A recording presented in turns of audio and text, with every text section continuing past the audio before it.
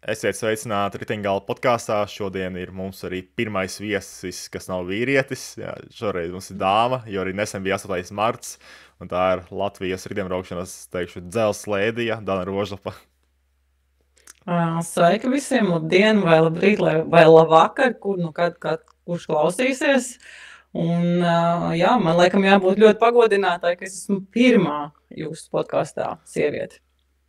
Jā, un sāksim ar to, kur šobrīd atrodies un ar ko šobrīd nodarbojies, vai joprojām brauc ar velosipēdu.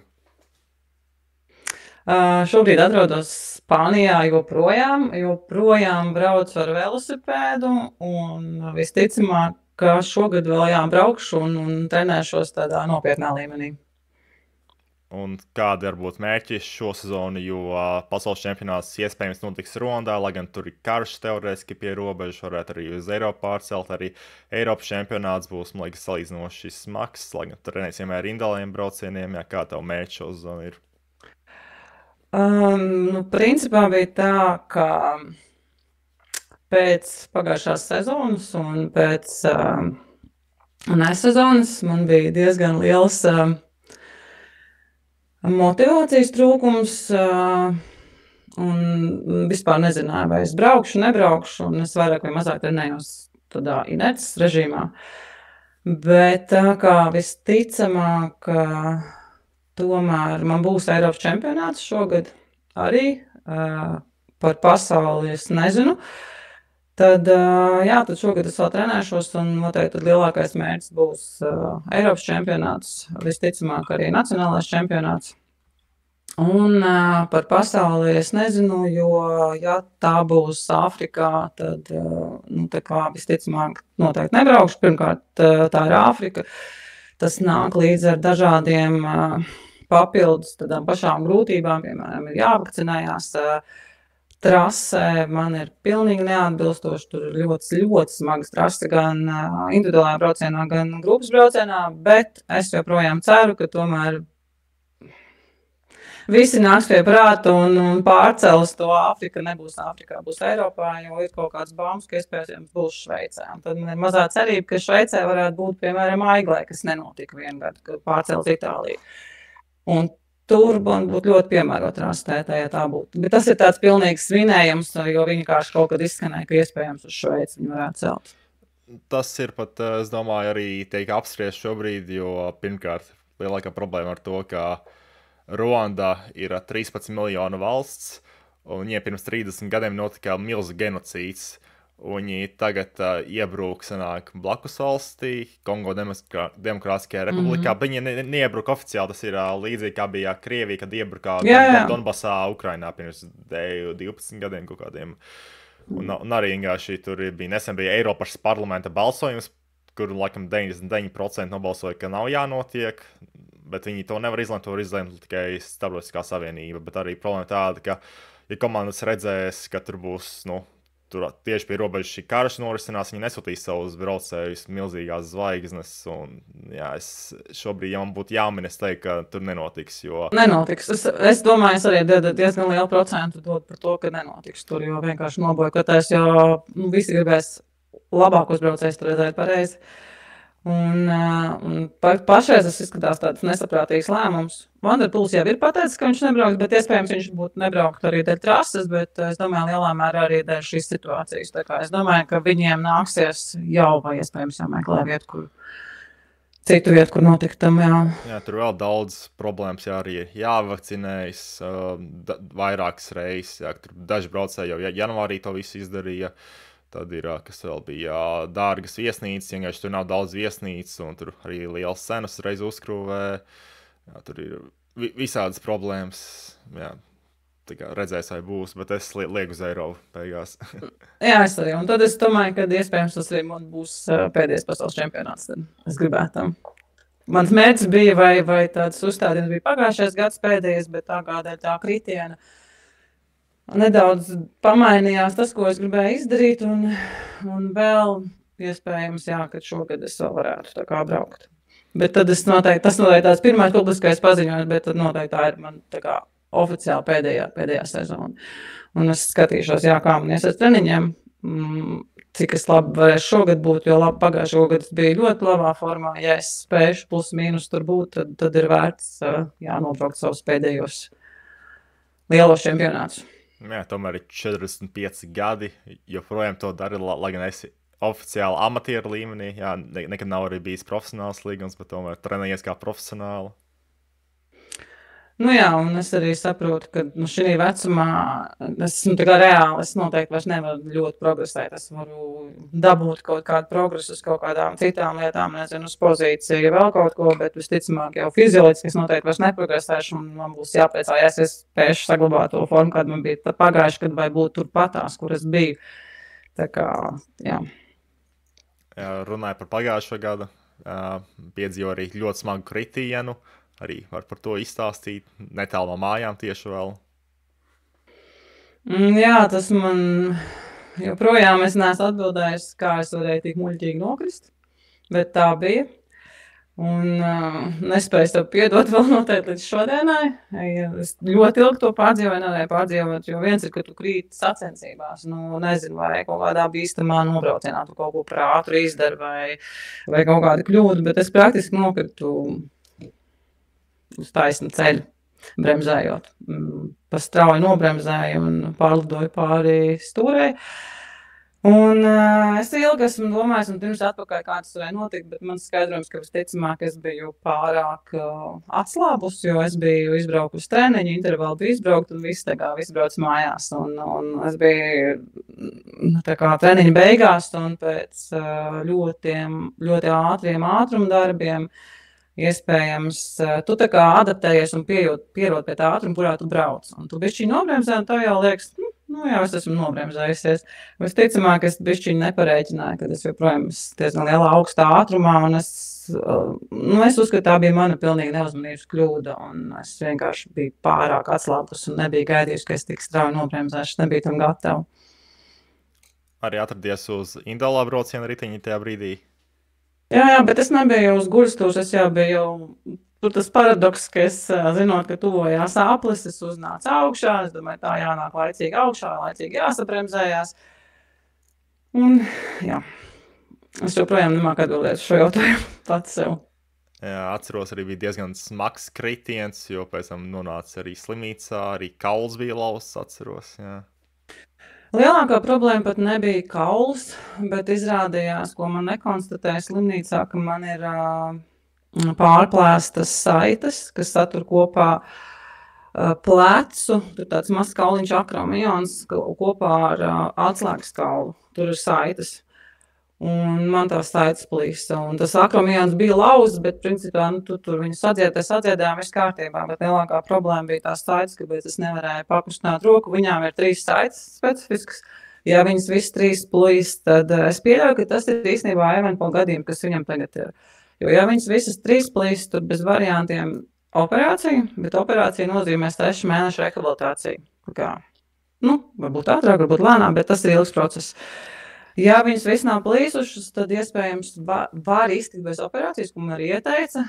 Man gan ir palicis nesmuks šķības vecs, bet man ārsts teica, ka pat uztaisot operāciju, tas defekts nemainīsies, un operācija līdz ar to nozīmēs 6 mēnešus, izvēlējos netaisīt operāciju. Tā bija lielākā problēma, kāpēc citi jautāja, kāpēc tik ilgi, tā taču ar atslēgas kaulu baigi ātri viss. Principā es ar tādu traumu biju ļoti ātri uz riteņa atpakaļ. Es biju 10 dienās, ja es sāku mīt indorā, un es diezgan ātri jau 2. nedēļā, manuprāt, jau minu ārā. Bet, cilvēki bija tāpēc, ka tieši saišu plīsums bija. Un tas ir tāds bišķiņ smagāks. Atslēgas kauls tiešām pāris dienas, un, principā, ja nav kaut kāds ļoti komplicēts lūzums, tu jau es diezgan ātri atpakaļ. Tā kā, manā gadījumā kauls nebija lielākā problēma. Un kā šobrīd jūtas plecs, jo es pieļauju, sekas joprojām kādas ir jūtamas, jo vienmēr viss nesadzīs tikai 100% parasti. Principā uz riteņa es teikšu, man nav kaut kāda diskomforta. Es nejūtu baigo atšķirību. Tas, ko es redzu, vizuāli katru dienu arī jāsadzīvo, ka man ir šķības plecs, tāds viņš man paliks.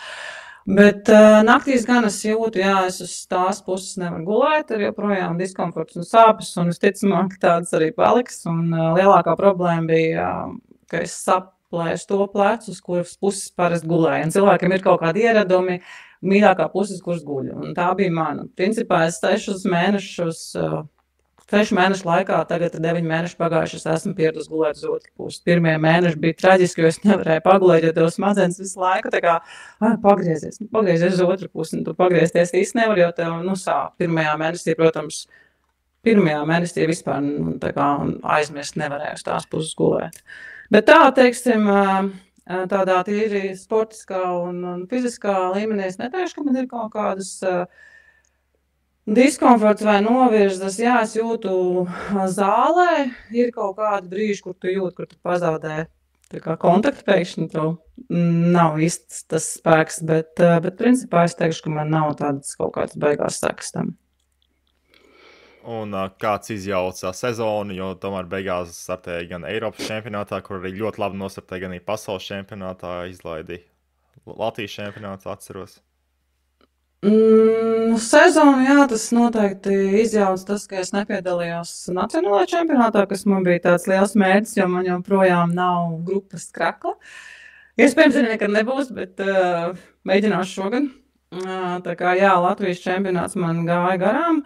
Sākumā es vēl spītējos un teicu ārstam, ka nē, man ir jābrauc.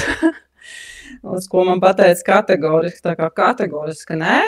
Un, ja tu kritīsi, tad tu aizmirsti, tad tev būs viss ļoti, ļoti slikti. Bet es arī ritenību stūri nevarēju noturēt.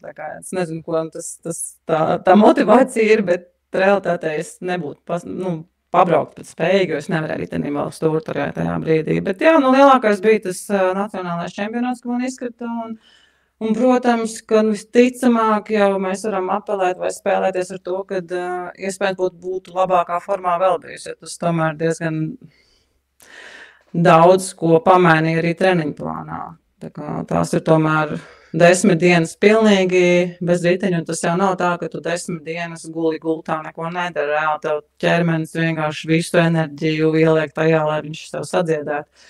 Tātad maksimāli slodze organismam vēl, un tad, protams, līdz ar to arī treniņu process pēc tam bija jāatkāpjas atpakaļ. Es nevarēju darīt to, ko es gribēju, bet tā es uzskatu, ka es principā tiku ļoti, ļoti atpakaļ ātri un neticami labā formā. Jo tajā brīdī, kad es nokritu, man likās, viss, tā kā sezona beigusies, viss ir beidzies, un tā kā viss ir beidzies. Bet tajā kaut kādā brīdī tu saproti, ka tev ir 2 izvēles. Vai tu tagad domā, jā, bet ja kaut kas nesanāks, vai man ir vērts to darīt, vai vienkārši tu tā kā pieņem visas daru, un tad es skatīšos, kas rezultātā sanāks. Tā kā tu neļauj sev domāt par to, ka ja nesanāks, vai es tomēr nebūšu tādā formā, es tur tagad visu veltīšu, bet īstenībā es nekad pat netīšu līdz pavasara formai atpakaļ, vai vienkārši tu kaut kādā brīdī tu nedrīkst šitās diskusijas savā galvā vispār ielaist, tu vienkārši dari maksimāli to, ko tu tajā brīdī izdarīt tajā situācijā, un pēc tam skatīsies. Un es tiešām tā arī darīju, pilns fokus uz to, ko es tagad varu darīt no šitā brīža, kā es trenējos. Un tad galā skatīšos, kas no tā viss sanāca. Jā, šogad čempionāts notiks Cēsīs, iespējams arī būs smagāka trasa kā ierasts iespējams. Skatos, ka esi palikusi 5 reizes 2. vietā grupas braucienā, vietējais valsts un ārts palielam. Jā. Man par katru no šiem gadiem man ir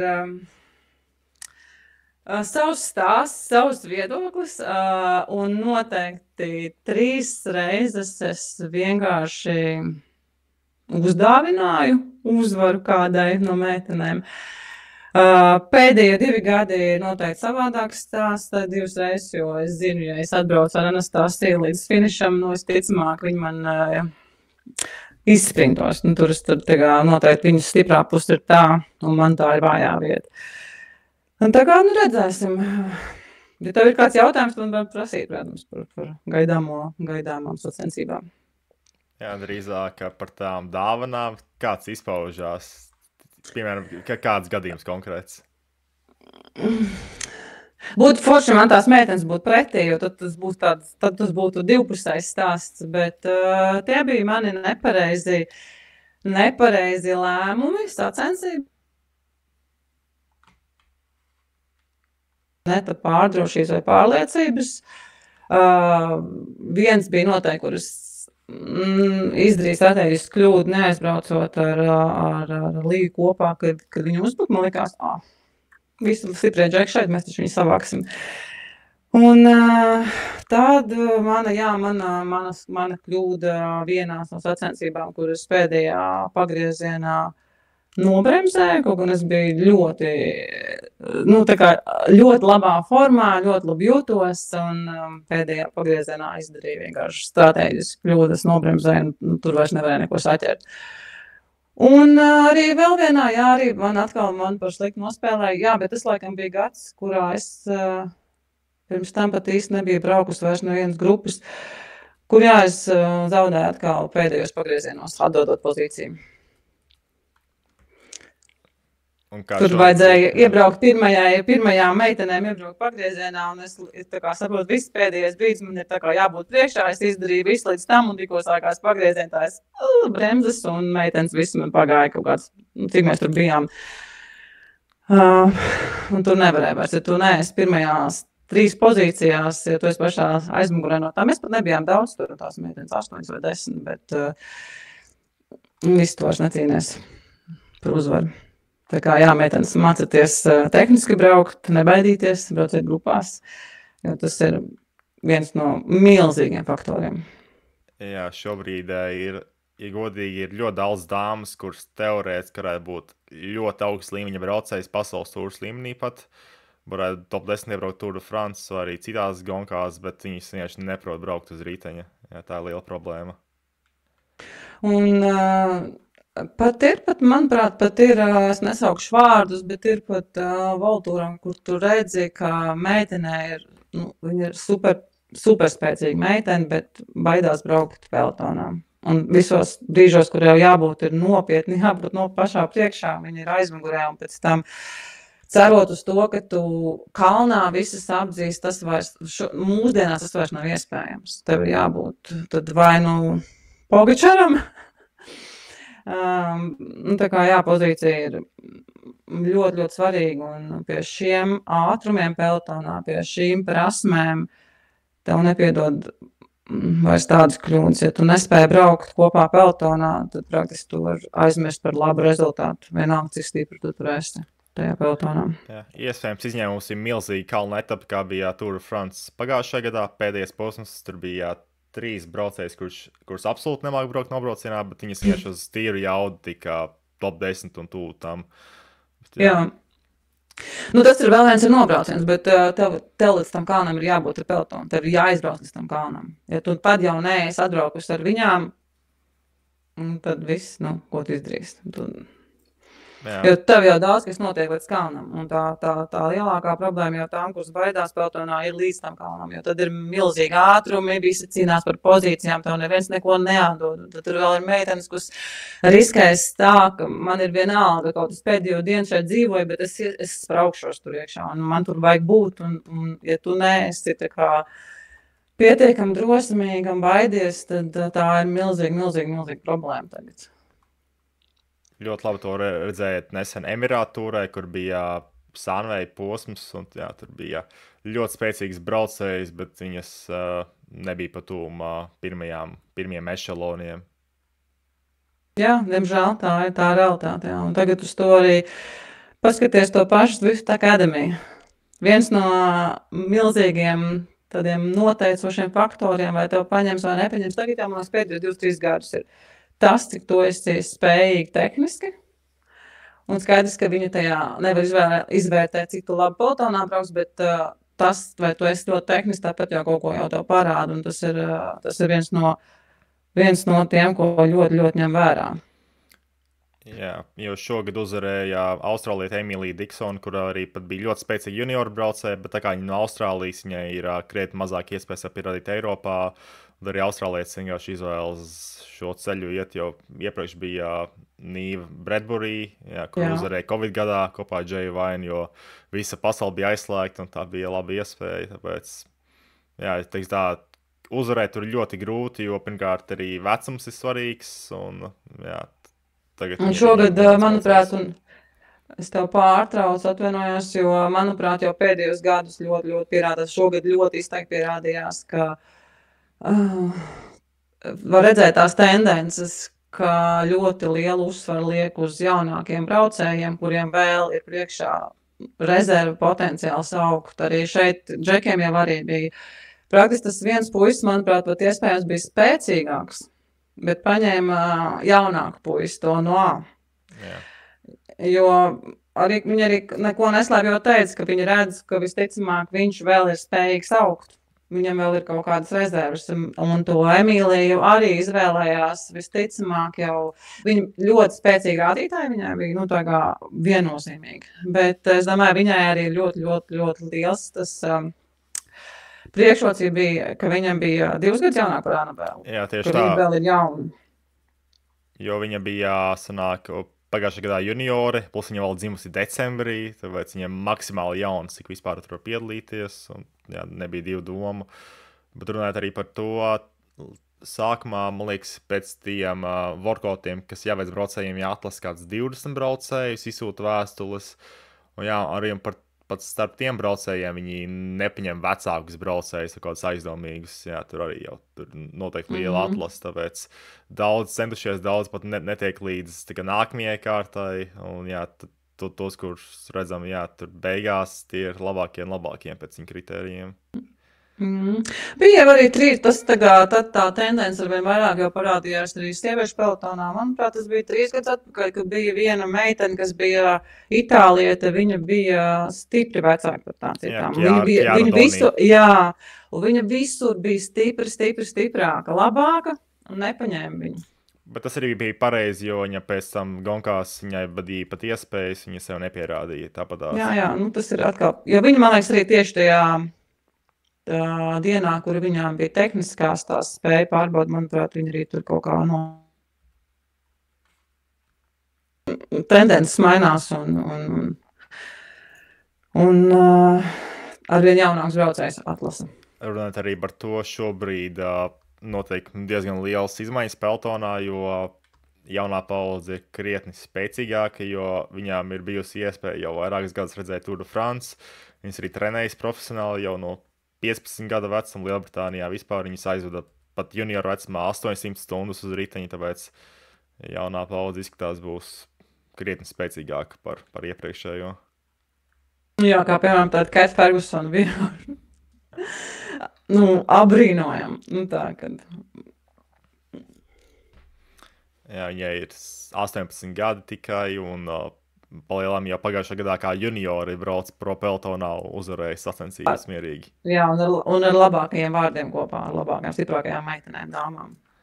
Jā, bet teorētiski viņai pat nevajadzētu būt talantīgāks braucējs, kurš aizdījuši mazāk treniņu stundas, tāpēc tas pats trakākais, jā, ka tās braucējas viņas būs krietni spēcīgākas nekā iepriekšējā paudze. Piemēram, nesen notika Horvātijā sacensības, kurā bija arī Anastasija Karbanārī. Tur startēja 2. gada juniori no Grieķijas.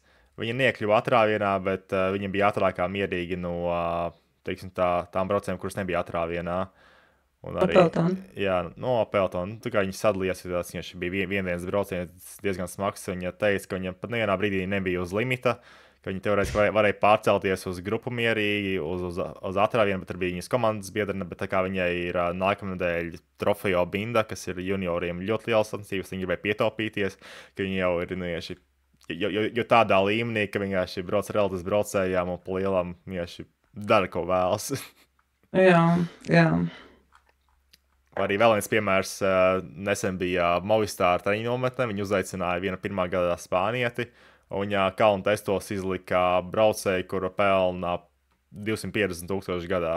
Viņai 16 gadi, tā kā arī Tāpēc es domāju, tā jaunā paudze būs ļoti spēcīga. Jā.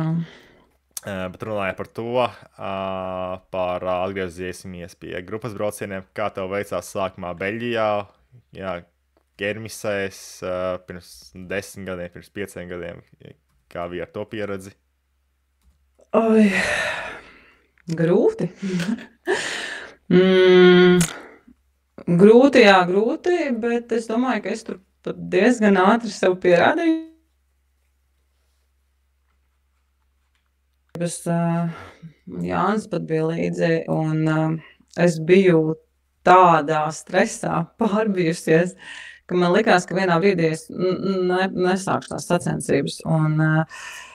Jo tur tādas danas, īpaši, manuprāt, tagad vispār līmenis ir pilnīgi vēl daudz augstāks. Tur tādas kā es, tur bija visas tādas kā es. Tur tādas danas, ja, kas ir kā Latvijā daudz ko te uzvar un vinnē. Un, pirmās sacensības es biju tik ļoti nobijusies, un man lielākā problēma bija bailes tieši pelotonā, jo tur tā neviens neko nežēlo, tur tā neviens neko nedod. Meitenes ir, kā lai pasaka, pat agresīvāks pelotonā nekā džeki. Iespējams emocionālāks arī pelotonā, un, diezgan stresains. Sieviešu pelotons var būt ļoti, ļoti stresains. Neparedzams. Un atceros, ka es saprotu, ka man ir bail braukt aizmugurē, man ir bail braukt pelotonā, un es visas sacensības biju priekšā. Un ja kādu uzbruka, es ķēru atrāvienu un vienmēr pievedu pelotonu atpakaļ. Un mani ļoti lamāja tās, jo tur jau arī, tur daudz meitenes brauc, bet principā jau viņas visas vienu otru pazīst, kuru var pabraukt, kuru nevar pabraukt, kuru jāķer, kuru nav jāķer. Un mani sāka lamāt, ne tikai viena meitene, bet daudz, apmēram, ko tu dari? Ko es daru? Es vienkārši mēģinu ķert atrāvienu. Man lamāja par to, ka es visu sacensību vienkārši nojaucu, tāpēc, ka es ķeru jebko, kas tur brauc projām, jo es varu noķert, un es viņas ķeru. Un tās meitenes, kas man visvairāk lamāja un teica, individual riders on the back, tā kā vispār, ko tu te maisies mums kājām, tu esi individuālā braucēja, vai vispār aizmugurē un sēdi mierīgi. Un nākamajā gadā es tiku paņemta viņu komandā. Tā kā, es atbraucu, jo tur jau viss ir par to, kā tu parādi savu rezultātā. Un tur diezgan ātri arī Beļģijā, vienalga uz tā skaita, tur ļoti ātri redz, ja tu vari pabraukt, tev tur pamanīs. Un nākamā gadā es sapratu, ka vienai nav interesanti vai viena nav karotāja. Un es sāku uzrunāt tās klubu komandas. Un principā mani, neatceros, cik es uzrunāju, bet principā man piekrita paņemt jebkura no tām komandām un teica, ka mēs tev ņemam. Es satikos ar klātienē, man liekas, tikai ar 2, un kaut kāds man ļoti pārliecināja, man patīk, kā viņi runā, kāda viņiem attieksme. Tu tā kā jūti, ka šeit es gribu būt un šeit es gribu braukt. Un tā es arī sāku, un tajā laikā es varu tagad teikt, ka es esmu, manuprāt, vienīgā no Latvijas, kur ir braukusi visas lielās pavasara klasikas. Pat mūsu pro nav tās braukušas, manuprāt, visas. Un tagad tā iespēja vairs nav, jo tad, kad es braucu, tad Ņūzbalā, Delasamīna, kas mums tur vēl ir, viņas nebija World Tours kalendārs. Un mūsu klubu komanda bija diezgan ieredzēta, un mēs dabūjām wildcards, mēs varējām tur braukt. Un mēs parasti tikām pie visām lielajām klasikām klāt. Tagad tas ir mainījies, jo klasikas ir World Tour kalendārā un vairs klubtīm vispār netiek ielaist. Manuprāt, nezinu, tu man var palabot, manuprāt, pat Conti komandas ir tikai ļoti ierobežots, kas tur vispār tik klāt. Jā, jo tagad ir vēl izveidoja otro līmenī pro kontinentālo, un tagad tikai dažas kontinentālās komandas var tikai tikt. Lūk, un tad es jau nākamā gadā jau varēju sākt braukt klasikas. Tā bija, protams, pilnīgi atkal cita spēlīte, tā bija atkal pilnīga gaisa mašīna, jo Ja pēc pirmā gada kermesos es jūtos jau kā zivs ūdenī, es zināju, ja man vajag atpūsties, es varu braukt aizmugurē. Tad, kad man vajag, es būšu priekšā, es diezgan brīvi pārvietojos jau pa kermes pelotonu, tāpēc, ka tā ir pieredze. Man bija sacensības tajā laikā, nezinu, 3 reizes nedēļā. Un tā ir tikai pieredze. Pirmajās tu atbrauc pārbijusies, tu neko nesaproti, tev ir bail, tu nezini, kā tā ir Beļģija, pagrieziens, pēc pagrieziena šaura ceļa ātrums milzīgs. Tu jau pierod pie tā, un pēc tam, kā es pateicu, mums ticamāk vajadzēja vēl kaut kādu gadu UCI pelotonā, lai es arī tur justos jau ok, arī pašā pelotonā. Bet tad es paliku stāvoklī, un tad es izkratu no UCI pelotona, man liekas, 5 sezonas, manuprāt. Tā kā, jā, tā pirmā pieredze ir jārēķinās, ka tur neviens tev neko nedāvinās. Tā ir pilnīgi cita spēlīte. Tu vari braukt visas sacensības Latvijā, tu vari braukt Tartu, tu vari braukt visu, ko tev piedāvā Baltijas valstis. Bet tas līmenis un tā dinamika, veids, maršruti, kā tas notiek Beļģijā, manuprāt, tu nekur labāku pieredzi neiegūsi. Un ja tu tur izdzīvo, tad var teikt, ka tev būs ļoti labi gan prasmes pelotonā, gan arī iespējas tev parādīt.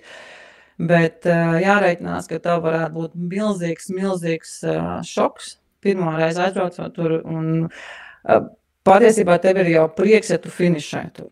Īpaši, ja tev tiec pie UCI kalendārā sacensībām, ja tu spēj jau finišēt, tad tas jau ir jau kaut kāds jau rezultāts. Tā kā jāreikinās ar to, ka tas nebūs tā, es te pirmā Latvijā, es te atbraukšu un visu izdarīšu arī tur, nē, mīļās, tur pilnīgi cits līmenis, pilnīgi cita, tā kā, ir vienkārši jābūt gatavām, ka tas ir savādāk un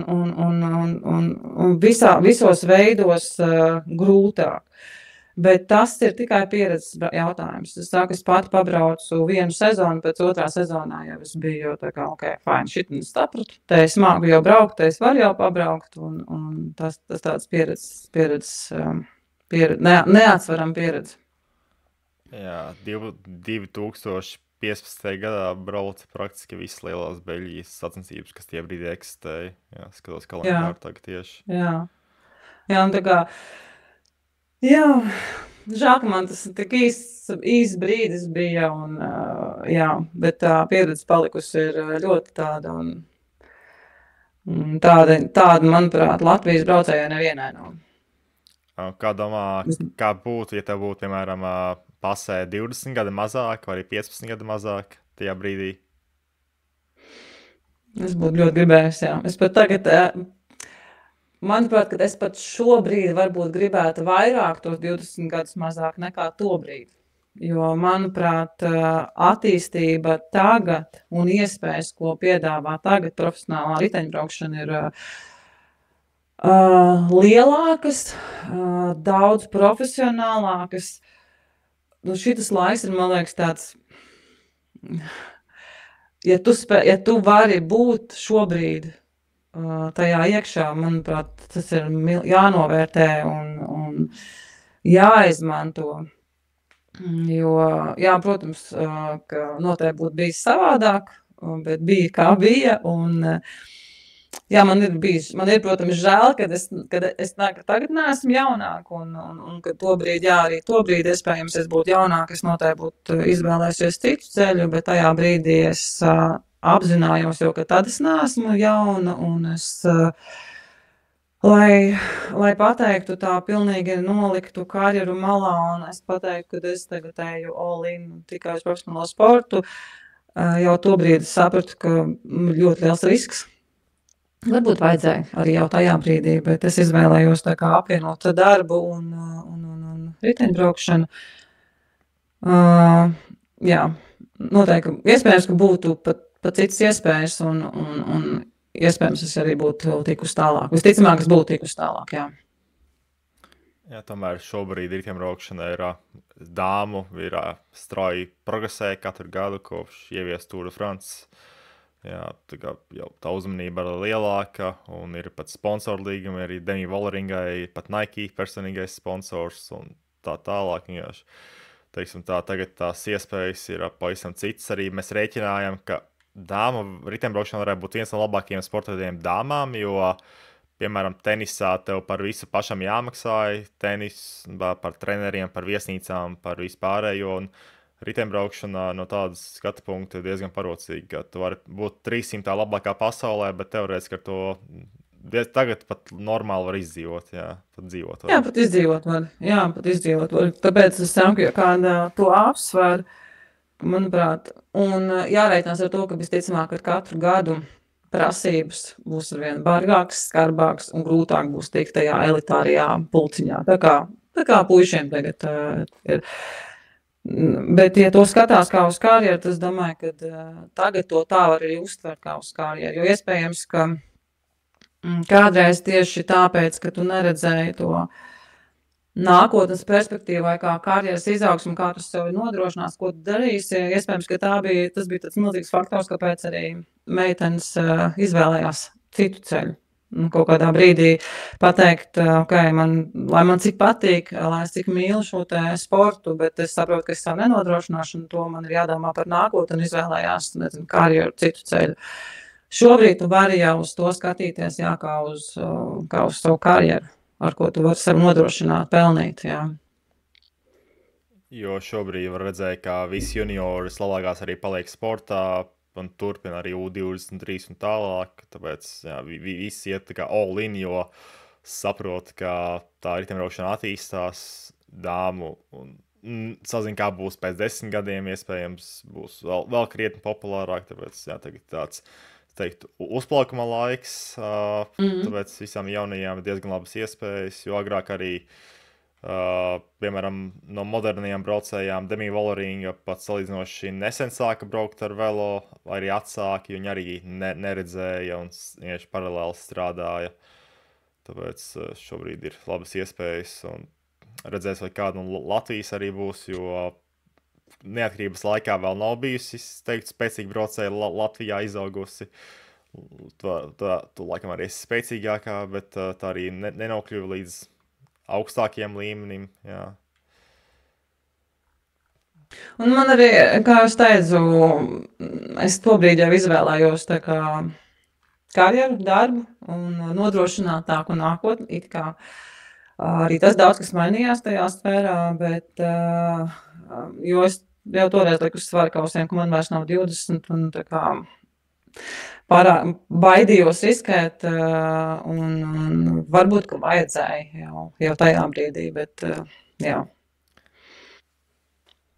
Es domāju, ka nevajadzēja. Jā, jo tomēr tajā brīdī vēl arī līdz tam Tour de France visam pārējiem arī būtu vēl ilgs laiks un tāpatās būtu ciešanas tāpatās. Jā, bet šobrīd, jā, šobrīd es gribētu būt jaunāk, un es tāpēc novēlu meitenēm, kuras par to domā, kuras to grib, es domāju, obligāti tā kā dariet un nebaidieties, un tagad tās ir tāds ļoti labs, man liekas, brīdis, kad sieviešu riteņbraukšana attīstās, un uz to var pieņemt jau nopietni, un tā kā skatīties. Tā kā problēma tāda, ka līmenis ir krietni augstāks, un tas tikai augsts, tāpēc arī ir jau no tiem pašiem 15, 16 gadiem jātrenējas kā profesionāliem, ka tev ir visi jaudas dati jāanalizē. Dāmas jau arī pat kļūst tikpat trakas kā džeki arī uz visiem datiem, tāpēc tur tā problēma, ka līmenis ir augsts. Jā, jo tā ir tā monētas otra puse, kā sports attīstās, tu var skatīties to kā jau uz tādu nopietnu karjeru, bet līdz ar to arī tā konkurence un līmenis ir mežonīgs. Tā kā mežonīgs. Pēdējos, man liekas, 5 gados līmenis ir audzis astronomiskos ātrumos, un tas noteikti tikai turpinās augt arī sieviešu peltonā. Jā.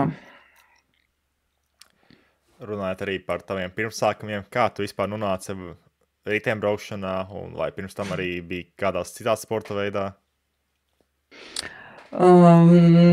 Pilnīgi nejauši, pilnīgi, var teikt, hobija braucēja, un vienkārši mēs iegādājās. Jānis nopirka riteni, un es sāku braukt sacensībās, un pirmās sacensības, noteikti jau, ka daudz to stāstu ir dzirdējuši, kur es aizbraucu uz mežaniekiem un atbraucu pēdējā. To brīdi ar tajā laikā vislabāko, manuprāt, pelotonā riteni ar klipšpedāļiem, ar ķiberi, kas mums tagad liekas ir pilnīgi norma, tad tas bija kaut kas tāds, tā nebija tāda baigā norma. Un, jā, es atbraucu pēdējā, es stumos visos kalnos, skrēju lejā, skrēju augšā, visi bija nofinišējuši, tā kā jau sen nofinišējuši, braucu pēdējā aplī, un es Jānim tādu nelaimīgi prasu, ko man darīt? Un viņš tādu brauc, un es atceros, ka es vienu pati pa to mežu nofinišēju, kad jau bija novākts, jau visi baneri bija novākti, braucēji bija aizbraukuši, apbalvošanas jau sen bija beigušās, un mani organizatori tikai nāca klāt, ka mēs braucām ārā mašīnā, es sēdēju tad noklaunējusies. Un viņi teica, vai kāds tu malicis? Un tad nākamais, jā, mēs aizbraucām sāku laikam Sebūs braukt, un tur es sapratu, ka es no kaut kādām, nezinu, tur 100 kaut kādām, nezinu, teiksim, 60 meitenēm atbraucu bez nekādas pieredzes, bez iepriekšējas trenēšanās kaut kādā pa vidu. Ja man sākās motivācija trenēties vēl, un to sezonu pirmo es beidzu tautas klasē, manuprāt, top kaut kādā 10 vai 15. Un tad, protams, tā bija tāds acis lūpā, ka tu bez jebkādas sportiskās pieredzes, jo man nav nevienas treniņu kaut kādas skolas, ne vieglatlētika, ne riteņbraukšana, man nav tādas backgrounds. Un tad tā bija tāda liela motivācija, tā kā turpināt, man tas patika. Un tā pamazām aiztrenējos līdz pasaules čempionātam. Kuri gadi tie bija, kad sāki braukt ar velosipēdu? Manuprāt, 2006, varētu būt 2006. gads, man bija 26 vai 27 gadi, jā. Tā kā. Bet šodien vairs nevajag tik ilgi gaidīt, šodien tas jau ir aizgājis vilciens. Jā, praktiski šobrīd būtu ļoti smagi, jā, tajā vecumā ielēkt iekšā. Tad tev jābūt, es nezinu, kādiem mutantā rādītājiem kaut kādiem tā, ka par visiem vislabāk. Un arī tad noteikti tāpat ir grūti, jo tādā vecumā izaudzināt bailes vai prasmes pelotonā, tas ir baigās izaicinājums. Es domāju, man lielākā problēma bija tieši tas, jo es jau šoseju sāku braukt tikai, kad man bija 30. Un tajā vecumā tu domā par daudz, tu analizē par daudz, tu mazāk uzņemies riskus, jo tu domā, vai tas ir tā vērts. Bet ja tu esi jau, tā kā mēs teiksim, izbaudījis asfalta slimību jau no 11 gadiem, tev tas vairs tā īpaši nevar skart. Un tāpēc vien ir jāsāk jaunām un agri, lai tev tā pieredze jau krājās ar gadiem, jo tā ir lielākā problēma. Ja tu tādā jau nopietnā vecumā pārlec uz to sportu, tas ir lielākais izaicinājums. Tieši pārvarēt tās bailes pelotonā braukt, jā, jo neiet runa pat par spējām braukt pelotonā. Es zinu, ko tur darīt, es protu tur braukt, es protu nolasīt, kurā brīdī kaut kas var notikties, bet tu pat daudz sāc domāt, un tu katru reizi izvērtēm, īpaši pēc Alberta, kad es atgriezos pēc jau 5 gadiem, bez UCI pelotona, kad vidējais ātrums bija pelotona audzis, manuprāt, 5 km/h. Un tad ir viss tas, kas tev kādreiz bija bailīgāk, tad tev tas liekas tu par daudz, tā kā vispār sāc domāt, ka šitas ir riskanti, tas ir riskanti. Un tā kā jā, tas ir tas pieredzes jautājums, un kad ar gadiem tu sāc par daudz domāt un izvērtēt, vai tev ir vērts riskēt vai nav vērts riskēt. Un tas nav par to, vai tu vari jaudas ziņā pabraukt. Pelotonā jauda tikai viens no pat nelielākais iespējams svarīgajiem faktoriem. Un kurā brīdī riteņbraukšana pārvērtās par kaut ko nopietnāku, kad arī jau ļoti mērķiecīgi sāk trenēties? Manuprāt, tas bija tā īsi pirms Beļģijas, jo mani vienmēr ir virzījusi vēlme būt arvien labākai. man paliek garlaicīgi, ja es kaut kur sāku stagnēt, man vienmēr bija mērķis vēl labāk, vēl vairāk, vēl ambiciozāk.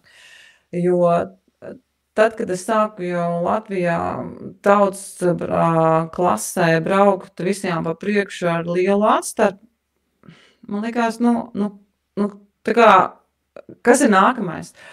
Un tad es gribēju pāriet uz elites klasi, kur es zināju, ka visticamāk es tur nebraukšu ne pa top 3, ne pa top 4, ne pa top 6, bet es izdarīju to soli, un es jau, manuprāt, pirmajās sacensībās atbraucu uz podiumu. Tā kā, un tad, es aizgāju uz eliti, un tad jau man tie rezultāti vairāk vēl patika, jo es jau cīnījos bišķiņ tā kā citā līmenī, arī Latvijas līmenī. Un tad nāca Beļģija, un tad tu tā kā nākošais solis aiz Latvijas tāda elita bija, bet es gribu salīdzināt sevi ar to, cik es varētu braukt labi pret pasaules dāmām, labākajām dāmām. Un saprotot to, ka es noteikti būšu tur kaut kur aizmugurē, bet man vienmēr bija tā, ka man gribās būt labākai un uzstādīt ar vien augstākus un mērķus. Un tas arī bija tas virzītājs, un tad kad es sāku dzīvot Beļģijā, un tad arī parādījās iespēja braukt UCI sacensības, un tas, protams, deva vēl lielāku motivāciju un to nopietnību visiem treniņiem.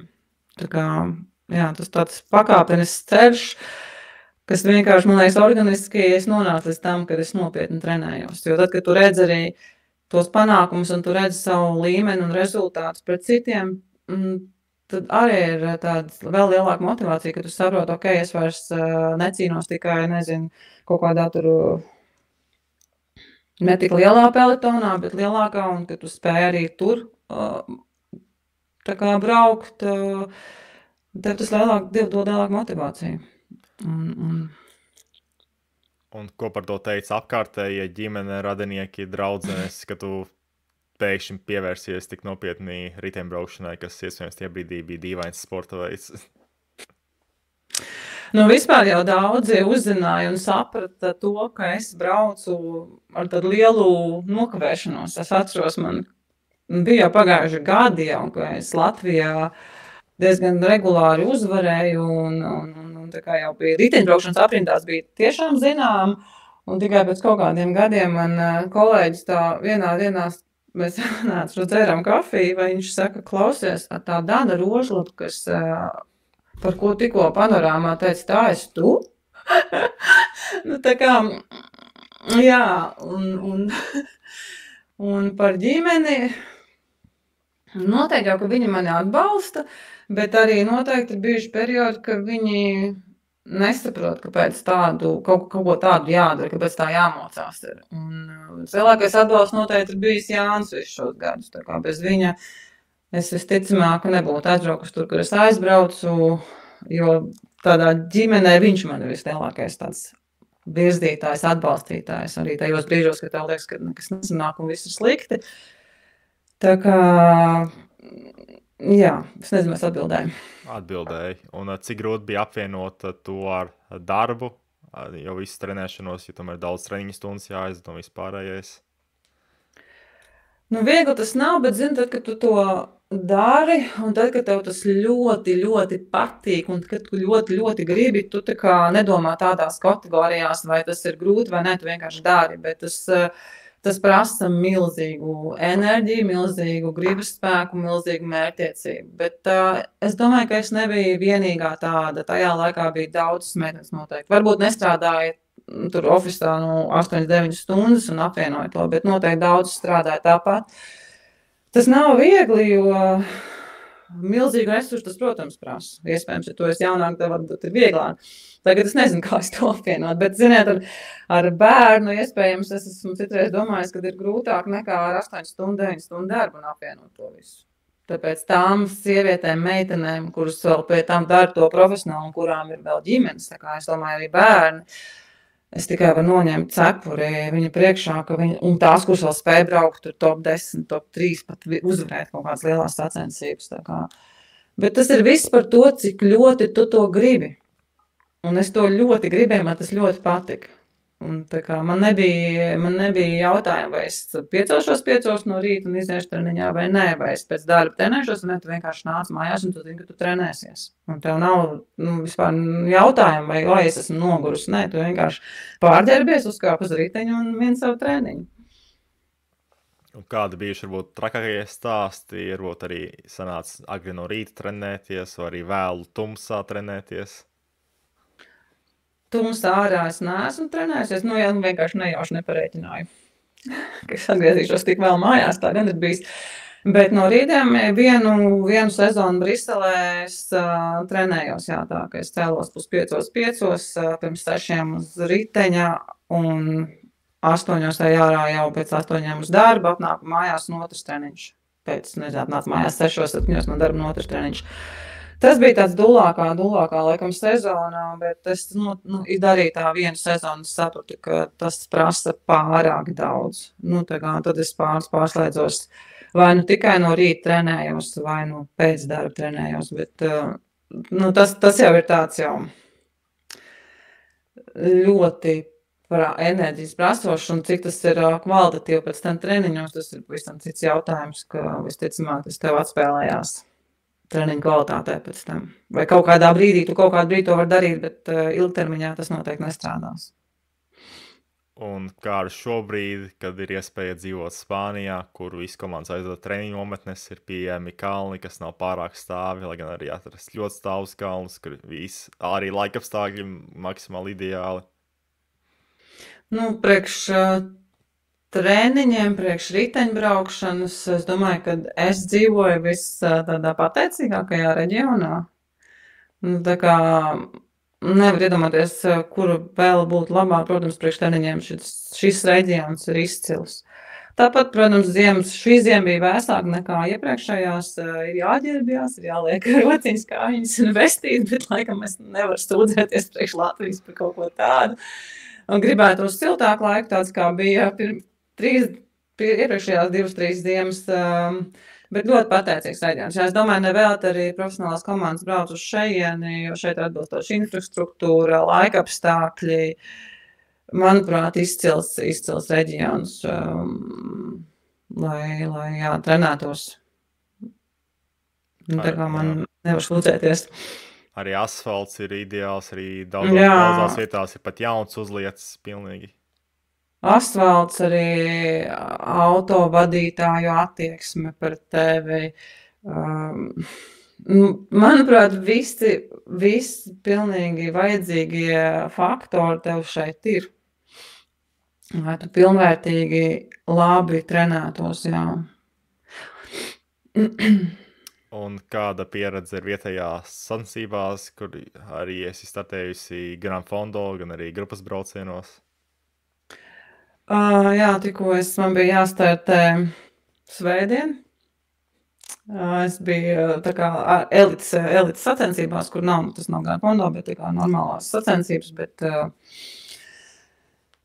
nesanāca pāris pilnīgi muļķīgas situācijas dēļ, bet jā, tādās es neesmu braukus tikai pagājuši, kad es nobraucu tikai viens, jo pēc tam bija kritiens, un pirms tam es pat nezināju, kā īsti federācijas to licenis nokārtot, bet mēs to nokārtojam, bet šogad es ceru, ka es vēl paspējuši nobraukt vairākās tajās grupas sacensībās.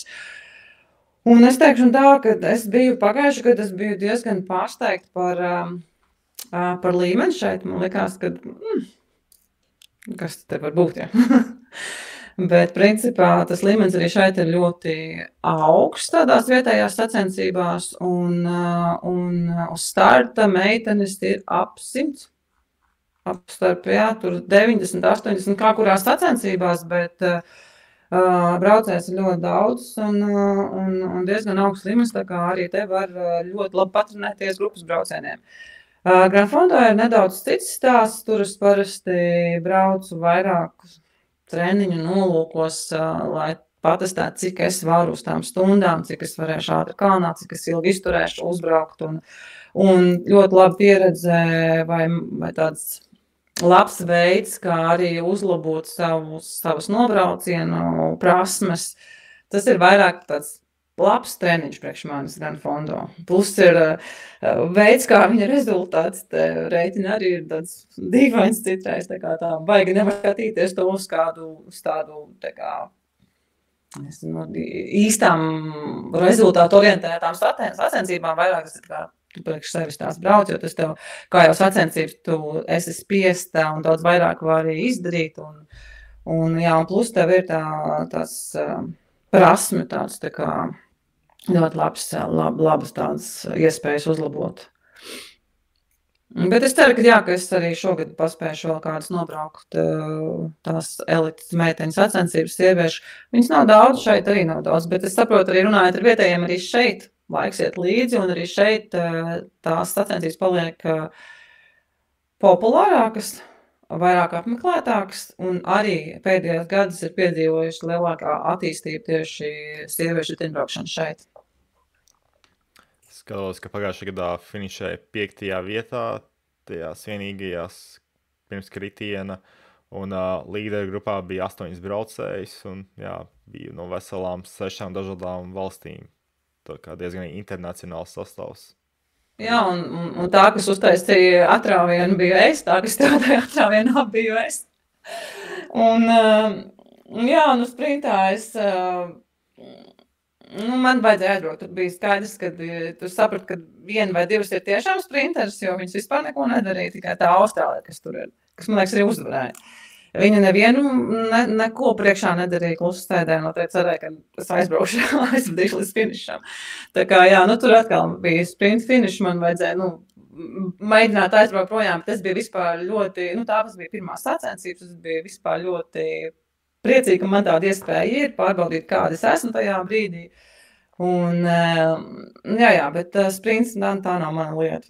Un es jau paredzēju, ja es neaizbraukšu no viņām, ka visticamāk tur kāda noteikti ir, kas man sprintā noteikti ir labāk. Un pēc tam man nāca tur komandu tie bosi tur, tu esi tik stipri, tik labas sacensības, paldies tev, tāpēc, ka viņu meitenes uzvarēja.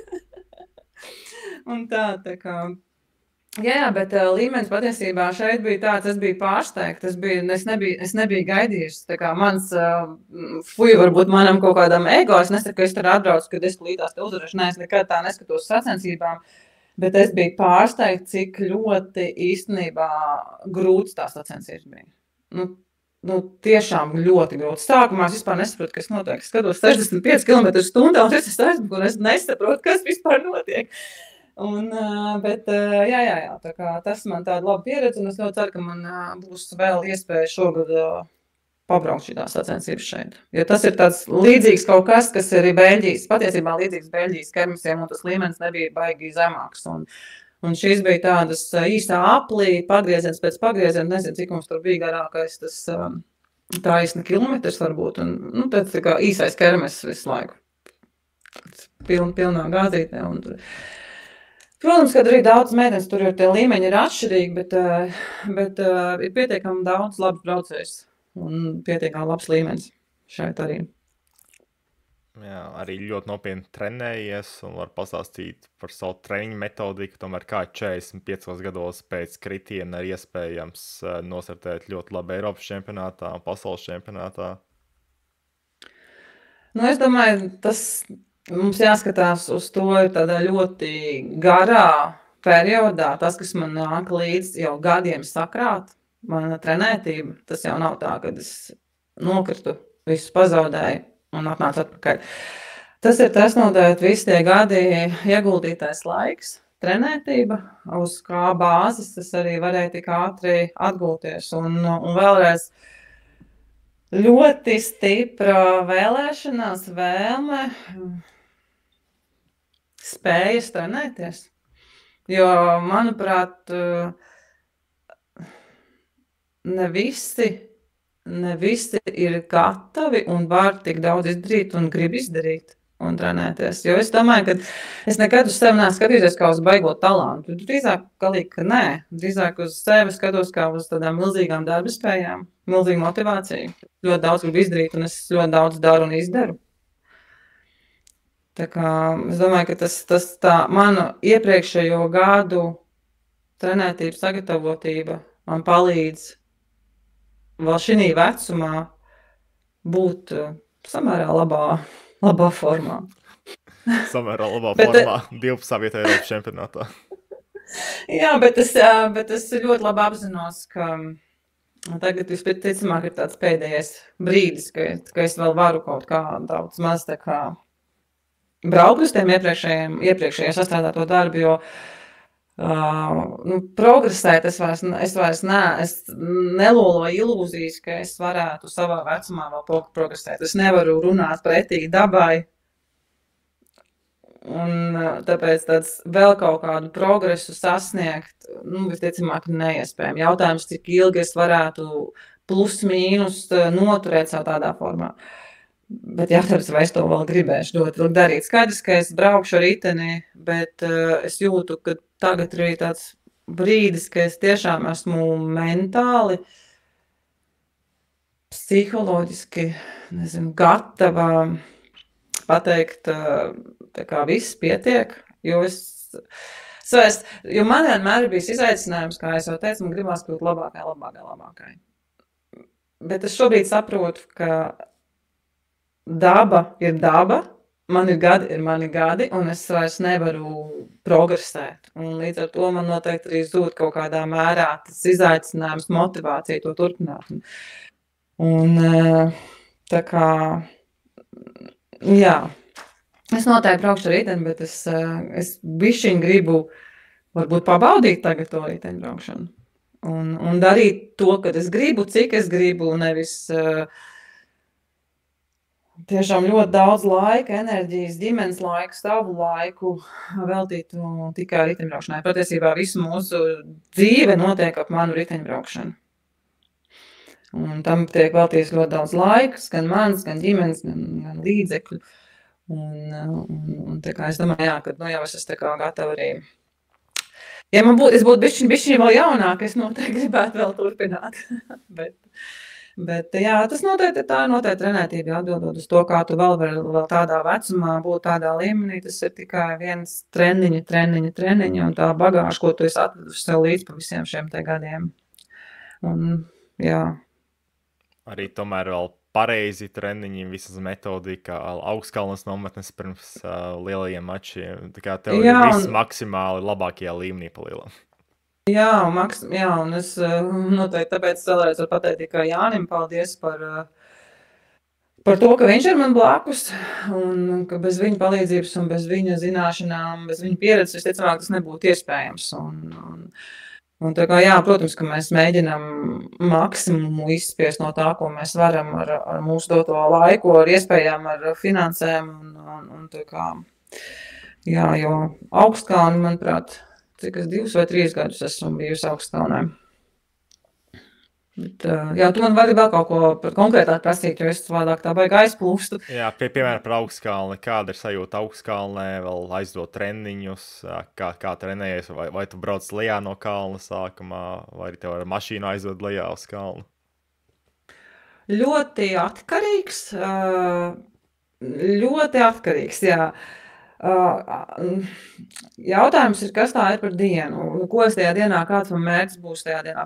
Mēs varam sadalīt to tādās 2 daļās. Pirmkārt, es trenējos, tā kā viens svarīgs faktors, es trenējos lejā, es netrenējos augšā. Un izņemot pagājušo gadu taisīju to saucamos heat trēningus. Un tos gan es, protams, braucu augšā, jo to citu nav variantu. Tur jāsaģērbjās, to jābūt siltumā. Tā kā, jā, treniņus es tājuši lejā, un ar mašīnu es braucu lejā ar mašīnu tajās dienās, jā, man ir individuālā riteņa treniņa, jo ar individuālu riteni braukt atpakaļ kalnā, tā kā diezgan paskarbi. Jo tad arī man ir cits tā specifika, tad es stājuši intensitāti, man ir treniņš īsāks, un tad es nobraucu ar mašīnu, izstājuši treniņu, braucu atpakaļ augšā ar mašīnu. Bet tad, kad ir garās dienas, kad es tiešām man ir jāsavāc stundas, tad var būt gan. Atkarīgs no maršruta, atkarīgs, cik es ļoti gribu pēc gara treniņa vēl braukt augšā vēlreiz uz Izolē, piemēram. Tas ir vēl cik garš kalns un augšā. tā kā ļoti atkarīgs. Es varu braukt gan lejā ar riteni un atpakaļ augšā, bet ja es gribu uztaisīt, jo tur ir tās ierobežotas iespējas līdz ar to, cik tu tālu var aizbraukt. Jo tas kalns prasa augšā diezgan daudz laika. Ja tu nobrauc lejā augšā, tad tu noteikti uztaisīt mazāku apli, piemēram. Ja tu gribi uztaisīt lielāku apli un aizbraukt kaut kur citur, tad visticamāk, es nobrauc lejā ar riteni, kaut kādā punktā atstāju mašīnu, ar mašīnu nobrauc lejā, atstāju mašīnu, uztājas apli, līdz mašīnai atpakaļ un pēc tam augšā. Tā kā ļoti, ļoti atkarīgs ir. Es varu darīt ne tā, bet viennozīmīgi, ja es esmu ar individuālu riteni, tad visticamāk, nevis visticamāk, bet tad es noteikti braucu ar mašīnu lejā uztāju treniņu, jo Izola ļoti pateicīgi tādā ziņā, ka tu vari, tur ir tā kā ieleja, un tu vari ļoti labi daudz treniņus taisīt arī ar individuālo riteni, jo citās augstkalnēs problēma ir tā, ka tev nav tādas plakanas daļas, kur tu varētu trenēties ar individuālo riteni. Tāpēc īstenībā mēs izvēlējāmies Izolu, jo tur ir tā iespēja, cik tur tie 8-10 kilometri, turpat atpakaļ tu vari savākt ar individuālo riteni. Un kādas ir sajūtas ķermenim, atrodoties augstkalnē, kā ar gulēšanu, atjaunošanos, vispārējo? Man tur pirmajā reizē, jā, man bija lielāks tāds tā kā, es nevarēju, man bija, tie rādītāji bija savādāki, tā kā, jo tu vairāk uz augstkalnu brauc, jo principā tu mazāk redzi, tu mazāk sajūti tās izmaiņas, kādu tu jūties.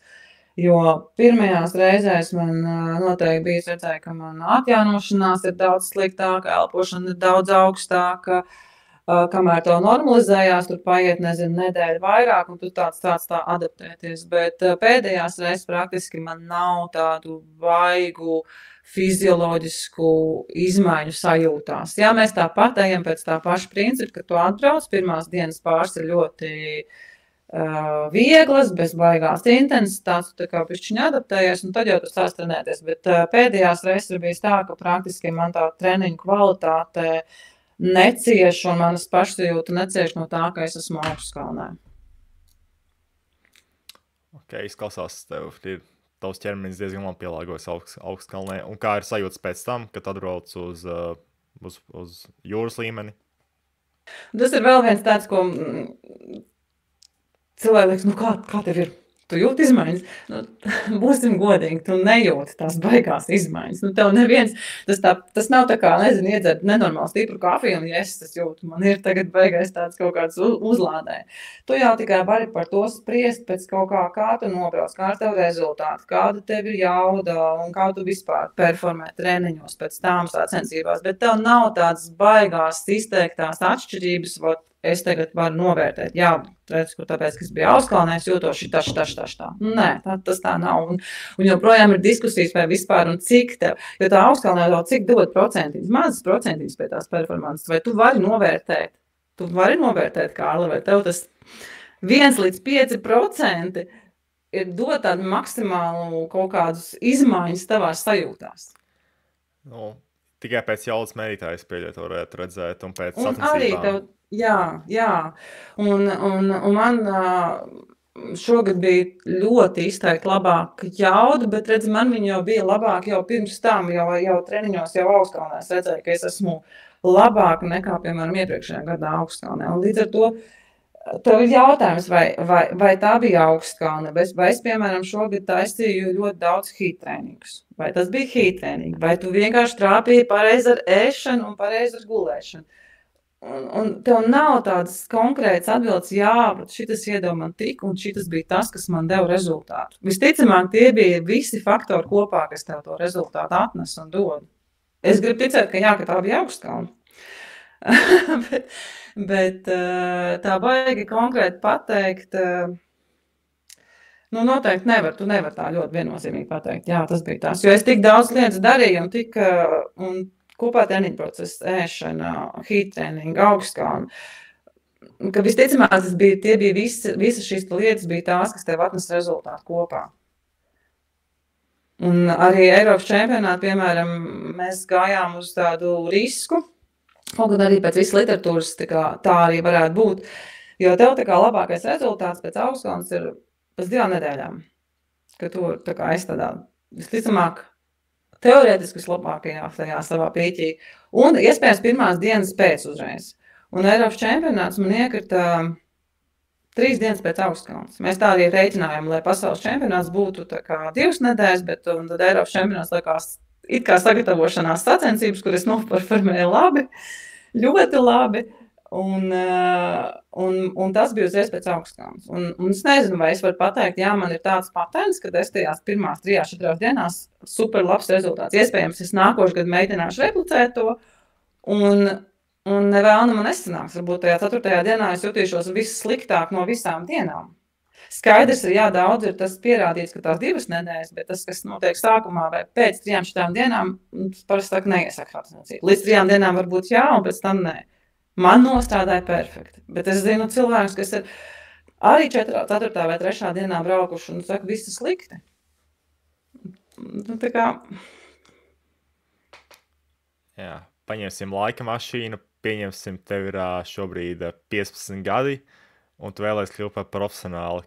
Ko darīt šajā brīdī?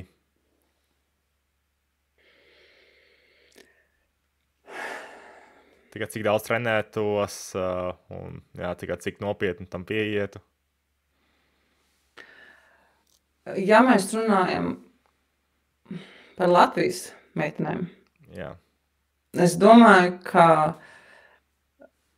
jebkurai no viņām būtu jātrenējas noteikti vairāk. Es neesmu redzējis viņas datus, bet es pieļauju, ka ir tā, ka tas, cik viņas trenējās, ir ļoti stipri par maz tam, cik viņām vajadzētu trenēties. Tas, ko es darītu, es noteikti paskatītos, saprastu, mēģinātu saprast, parunāt ar kādu, kas kaut ko vairāk zina par to, kāds vispār ir līmenis. Viņas taču skatās uz labākajām pasaules meitenēm. Viņas grib tur būt, es saprotu. Tā kā. Tad paskaties, tev ir jāsaprot, kādai tev vispār ir jābūt jau šī vecumā, lai tu sapņot par to nākotni kā profesionāli. Tā kā es teiktu, ka ir jāmeklē kāds, kurš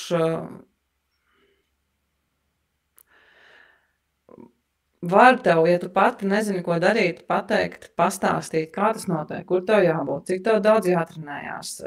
Un tad ir jāvelta ļoti daudz laika, ļoti daudz enerģijas un ļoti jāgrib. Un neviens tev nekur kopā neatnesīs un nepiedāvās tā vienkārši. Tev ir jāspēj, tev ir vismaz jāsaprot, cik tev daudz ir jādara un kas tev ir jādara. Un noteikti tev ir jādara vairāk nekā tu iespējams dari. Un ir jāmeklē cilvēkus apkārt, nezinu, mentoru, treneri, kas tevi var aizvest uz turienē, kas tev var vismaz pastāstīt, parādīt. Un ir jāsaprot, manuprāt, tā lielākā problēma, tagad varbūt neiešu tikai par 15 gadiem, bet, manuprāt, milzīga problēma vai tāda realitāte ir, ka nav īsti sapratnes, zināšanu, sapratnes, cik augsts un kāds ir līmenis profesionāla ieteņbraukšanā tagad. Un tas nav tikai par to, ka pašas varbūt braucējas meitenes īsti nezinu vai, bet arī, manuprāt, kā lai korekti sāks, nezinu, man liekas arī, ka treneri īsti neapzinās, kādā līmenī tagad ir sieviešu ieteņbraukšana. Es tos vienu piemēru minēšu. Tikko notikā Strade Bianchi pagājušā nedēļā, un Demija Voleringa viņu uzvarēja. Viņa uzbrauca tajā pēdējā kalnā stāvīja tikpat ātri, kā Žiljans Alaphilips, ka viņš uzvarēja pirms 4 gadiem. Tikai, lai saprastu līmeni. Jā, un tas ir tas, un vienkārši, lūdzu painteresēties, paskatieties, kas notiek apkārt. Jūs, tagad informācija, manuprāt, tev nāk virsū, tev, tā kā nav vairs, nav tā, ka tev ir jābūt nenormālam, nezinu, Kārlim Ozolam un jāspēj tagad izrakt kaut ko, tādu, ka, neviens to nezinu, kur tur vispār skatīties, paņemat to pašu Zwift Academy, paņemat meitenes, noskatāties tos raidījumus, nezinu, vai jūs redzējāt YouTube atrodams, jūs redzēsiet tur datus, ar kādiem meitenes brauca, īsās jaudas, garās jaudas, jūs paskatāties. Un tas ir tāds ļoti labs, man liekas, tāds tā kā atzīme, benchmarks, tas, kur ir tas līmenis tagad. Un ir vienkārši jāsaprot, ka jādomā ir reāli, nevis es vienkārši gribu, bet ir jāsaprot, kas man ir jāizdara, cik man daudz ir jāizdara, cik es daudz no tā esmu, cik es esmu tālu no tā, lai es vispār būtu tur. Un te, protams, ir nenormāls. Mēs varam runāt, mums tur nav sistēmas, tur nav šitas. Mēs esam šodien, mums ir tāda realitāte Latvijā, kāda mums ir, un tāda nav tikai Latvijā. Īstenībā nav jau viegli nevienā baigi valstī. Un ir jāsaprot, ka tas patiesībā būs tāds ļoti liels vecāku atbalsts, un tas būs ļoti daudz vecāku pleciem, bet tā meitenei pašai ļoti, ļoti jāgrib, un ir ja tu gribi, tad ir meklēt cilvēkus, kas tev līdz tam var aizvest, un paskaties, kas notiek apkārt tev. Nav jēgas dzīvot tādos kaut kādos sapņos, es gribu, tev ir jāsaprot, kur tu vispār esi. Un vecākiem noteikti būtu arī jāpasako līdz tām meitenēm, ko viņas dara, ko treneri dara. Ejiet jau, aiziet uz laboratoriju, uztaisiet testu, vācat savus datus no treniņiem. Un tad jūs varat saprast, vai vispār es varu, cik man daudz jāizdara, lai es vispārībā būtu tur un sapņot un domāt par to. Un tas ir, diemžēl tas noteikti ir katra tāda individuāla, pašreiz tas ir katra paša tā kā atbildība, motivācija, cik es ļoti gribu, cik es ļoti daru daudz un cik man daudz ir jāizdara.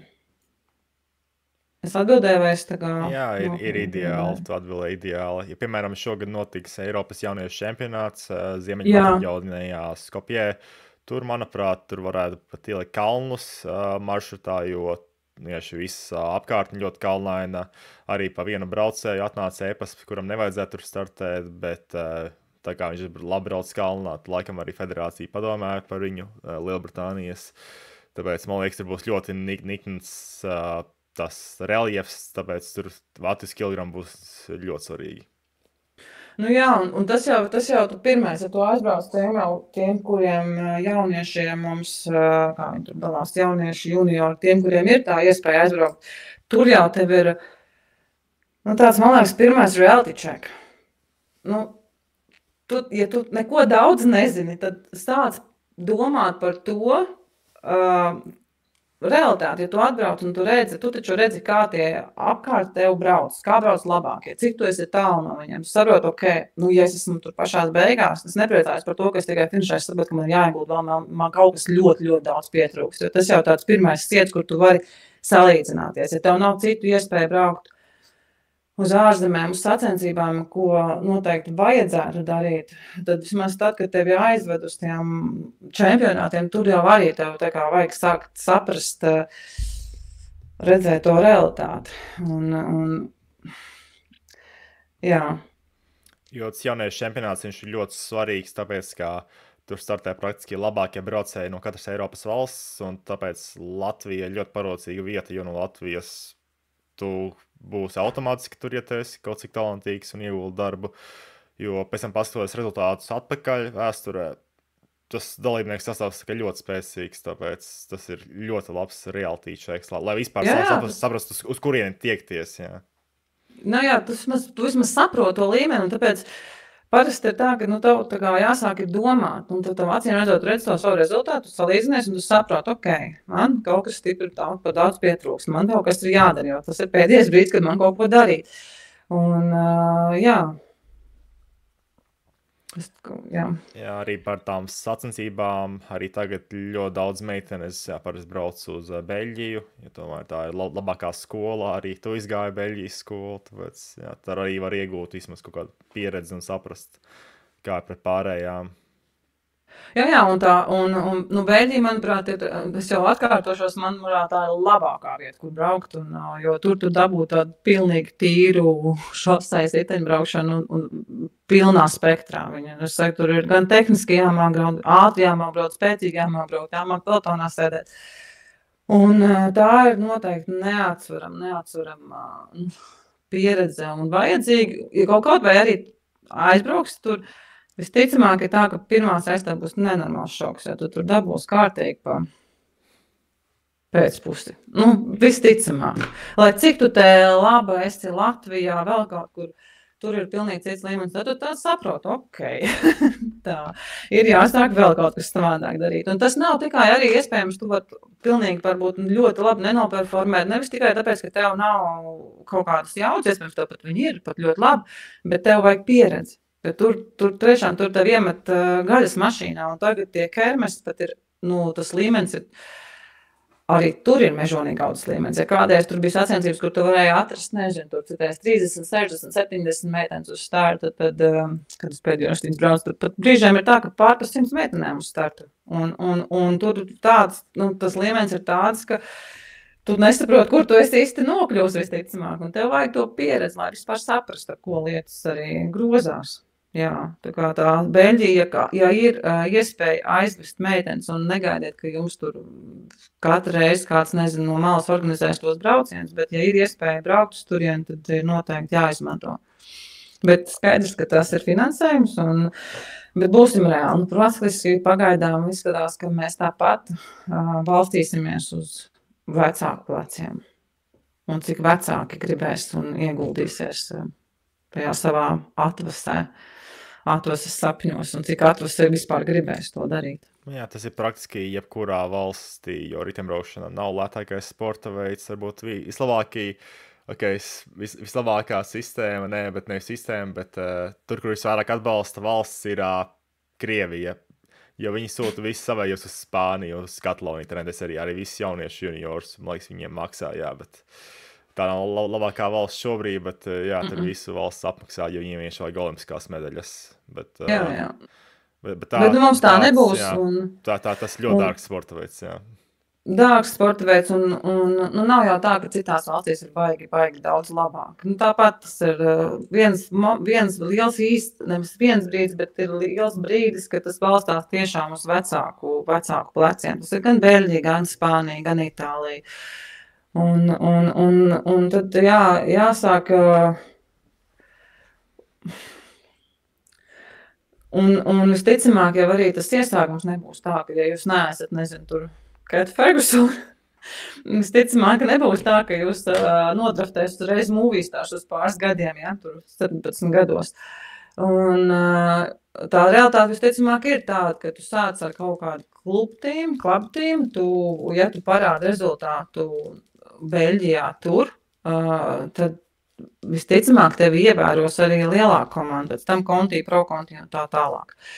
Un jābūt arī jābūt noteikti tai savai kaut kādai, kā lai saka, treniņu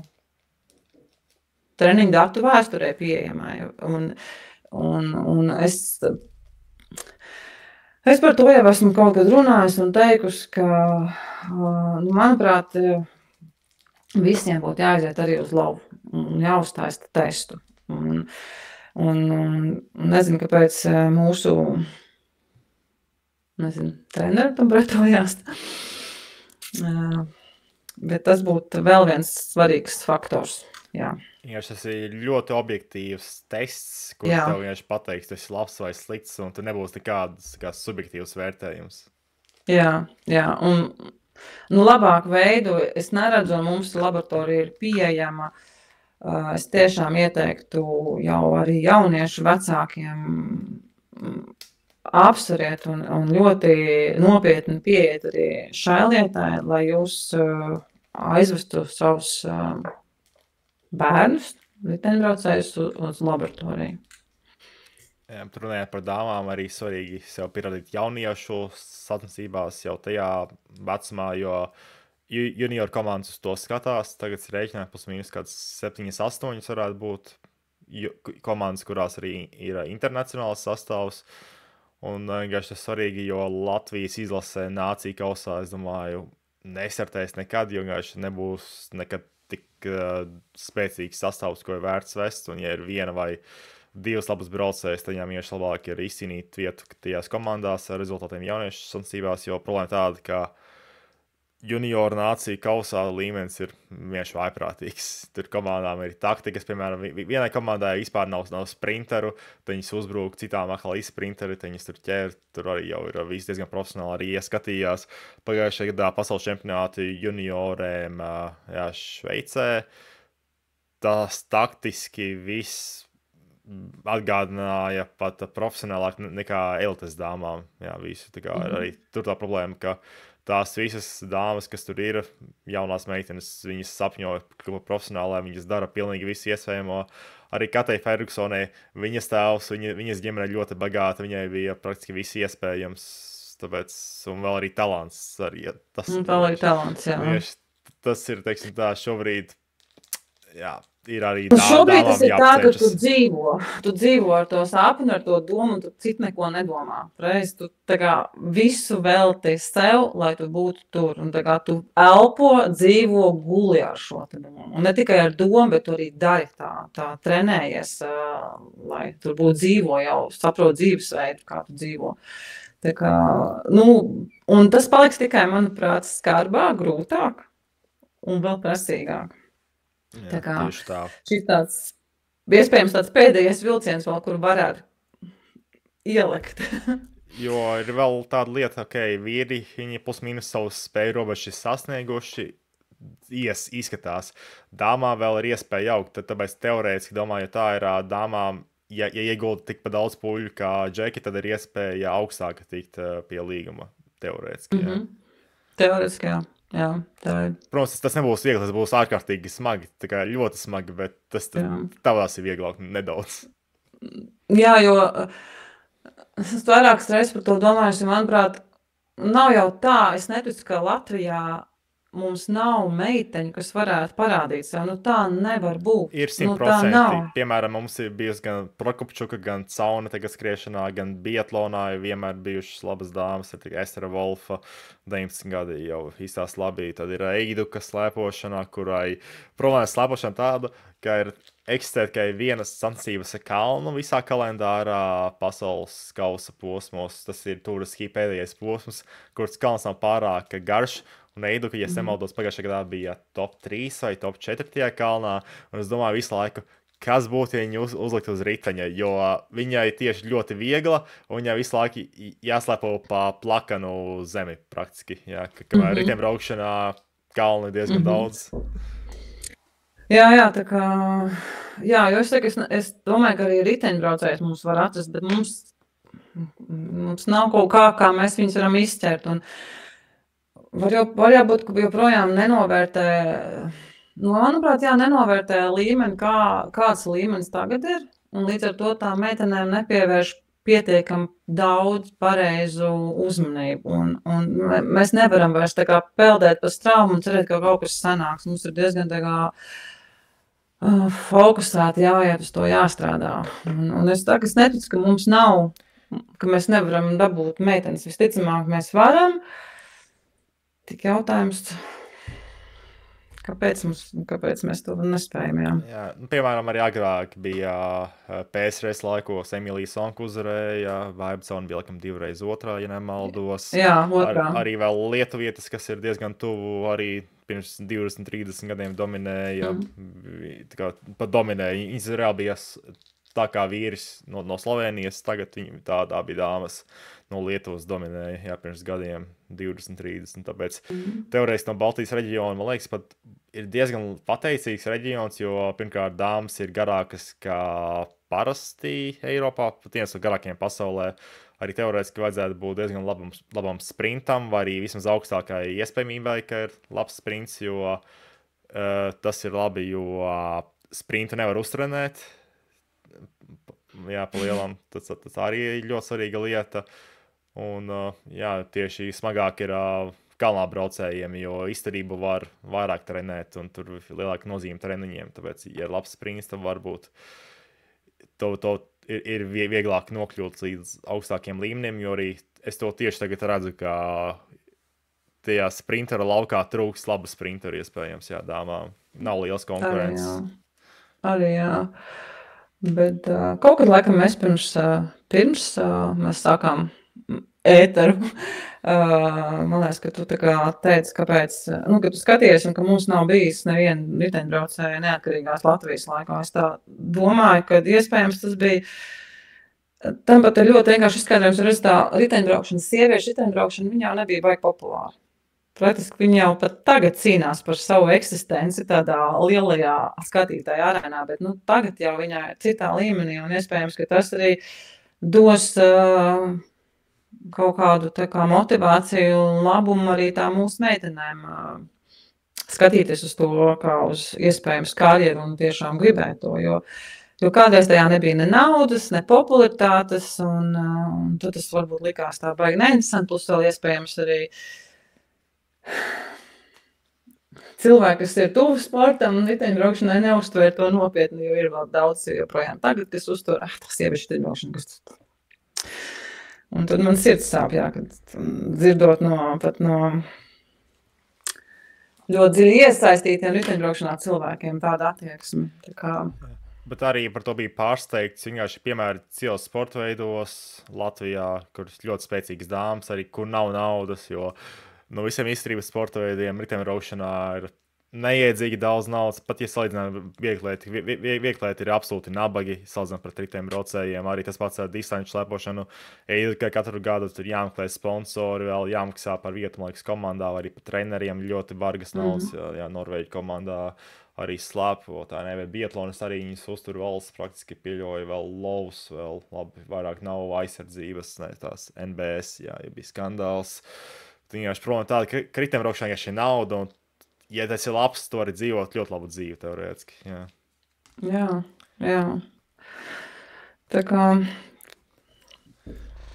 Bet redzēs, vai savas dzīves laikā redzējuši pasaules tūrē kādu latvieti, jā, kas ir uzaugusi Latvijā. Jā, Karabinā arī bija viena sezona, bet arī izskatās, ka viņai tā būs arī vienīgā sezona, jo tas līmenis aug un viņa izskatās, ka vairs neprogresēs tik strauji, tāpēc, jā, diemžēl, tā izskatās, jā. Tā kā, bet, es domāju, ka tu redzēsi, tā kā mums vajag, es domāju, es neesmu tāda galīgi pesimista, es domāju, ka redzēsi. Ja būs meitene, kas gribēs to un tiešām gribēs to, tad atradīs veids un būs. Esmu pilnīgi pārliecināts, ka talants ir. Es pieļauju, ka kāds 10 latvietis arī varētu uzvarēt Tour de France, tikai viņas vēl to nezina. Viņas nav atraduši to sporta veidu vai vispār nav sportā, tur tā problēma ir. Vai vispār nav sportā, vai nav atraduši to sporta veidu, vai nezinu. Cilvēki, kas viņas nopulē atrod. Jā, bet vēl runājot par Albertu, par dēlu, vai viņš brauks ar riteni vai nebrauks ar riteni?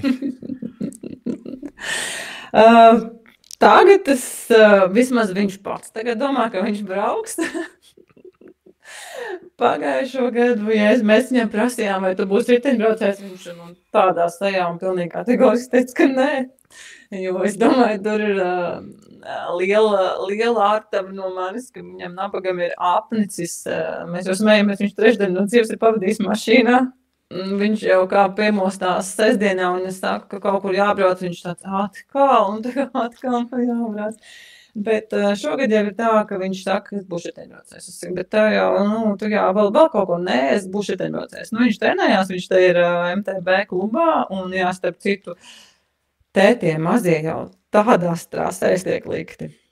Un tas ir vēl viens rādītājs, ka pēc no viņiem kaut kas sanāk, jo pat Albertam viņiem ir katrā tajā mūsu tajās, atceries, tie tā kā ciemat vai kā viņas sauc mazās pilsētiņas, un viņā katrā ir uztaisīta tāda sīčiem trasīta, paši sataistījušana, un tās trasītas jau tur tādas jau arī šitā viņu trasīta ir tāda, ka katru gadu tie puiši tur uzlabo, paliela grūtāk.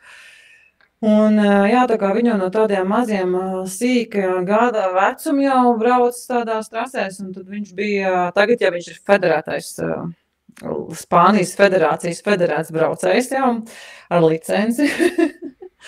Un var piedalīties arī tajās federācijas sacensībās, jo viņiem ir tās lokālās ciematu vai pilsētu, un tad ir tagad federācijas. Un tad viņi bija federācijas tajās sacensībās Šailā vai kur, un tur Jānis teica, tie mazie, ne Alberta vecuma vēl jau, bet, principā tas vecums pat lec tādos dropos, tur mūsu labākie MTB čaļi nelektu.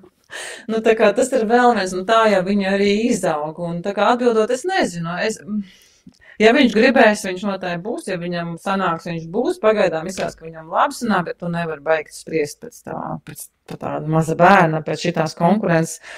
Es kā mamma, ja viņš pateiks, ka viņš nebūs, es pat priecāšos. Jā, tas tomēr ir pilnīgi traks sporta veids. Jā. Tev jābūt, lai ko sasniegt, jābūt pilnīgi 100% iekšā. Jā, visu pilnīgi. Un, jā, nu es jau tagad zinu, ja viņš izvēlēsies, es uz sacensībām nebraukšu skatīties sacensības. Jo, jā, nu tā kā jā, ja viņš pateiks, ka viņš nebūs, un man tas ir pilnīgi ok, un es pat priecāšos, lai dzīvē kaut ko citu dara, bet ja pateiks, ka brauks, nu tad nāksies atbalstīšu, jo pagaidām visās viņam patīk, bet tad redzēsim. Protams, no vienas puses es gribētu, ka tur kaut kas sanāk, bet par to šobrīd ir pāragri skries. Pagaidām mēs viņam ļaujam to darīt, tāpēc viņam patīk, un ja viņam tas patiks un vēl sanāks, tad būs ļoti labi. Jā, cik gadi ir? Ap 9 jābūt 8? 8, janvārī 8. Ok, līdz junioru vecumam, lai vēl 9 gadi, jā. Vēl laiks samainīties visiem, bet pagaidām izskatās, ja viņam patīk, motivēts viņš ir, bet nepatīk zaudēt, un es viņu audzinu, ka tas ir daļa no tā visa, jo tāpēc man ļoti nepatīk, ja viņam nav liels konkurence, man gribās, ka viņam liela konkurence, jo tad viņš bišķiņ dabū trūkties savādāk, ka viņam liekas, ka viss ir baigi vienkārši un baigi viegli. Es pietiek ar to, ka es atbraucu uz sacensībām un viss uzvar mani. Jā. Riteņbraukšanā uzvarēt diezgan smagi, un Pogačaram arī sanāk zaudēt, man liekas, vairāk gonkas nekā uzvarēt. Jā, pat viņam. Diezgan skarbs sporta veids. Diezgan skarbs, jā. Jā, diezgan skarbs. Runājot par uzvarām, kas ir tava spilgtākā uzvara grupas braucienā? Grupas braucienā? Ir tāda bijusi. Manuprāt, man tāda spilgtākā grupas braucienā. Bet es vispār laikam esmu diezgan kritiski. Man, kad uzdod šo jautājumu, man vispār nav tā, ka es varu pateikt, ka jā. Grupas braucienā visticamāk, ka nē. Visticamāk, ka nav tādas, ko es baigi tā būt. Man ir bijuši ļoti labi rezultāti, kurus līdz galam ļoti labi rezultāti nes parādījusi tikai tāpēc, kad es neesmu drosmīgākā pelotonā. Par to man žēl, bet jā, un grupas braucienā visticamāk, es tā nevarētu pateikt, ka man būtu baigi kaut kādu. Izklausās, ka būs jāiegomē katrs līkums cēsīs. Jā, jāmācās višķiņu ar pleciņiem un vēl ko viņiem piestrādāt. Jo tomēr Baltijas čempionāts ļoti palīdz arī taktiski, jā, ka ir 3 valstis, tur visādi var sanākt, tāpēc visi... Jā, tas tāpat kā vīriem bija ļoti neparedzams sacensības, un tas var izdomāt šitādu scenāriju, un var būt pilnīgi kaut kāds 100. scenārijs, ko tu vispār sapņos neiedomājies. Bet man tie Baltijas čempionāti man ļoti, ļoti patīk. Tā kā, jā.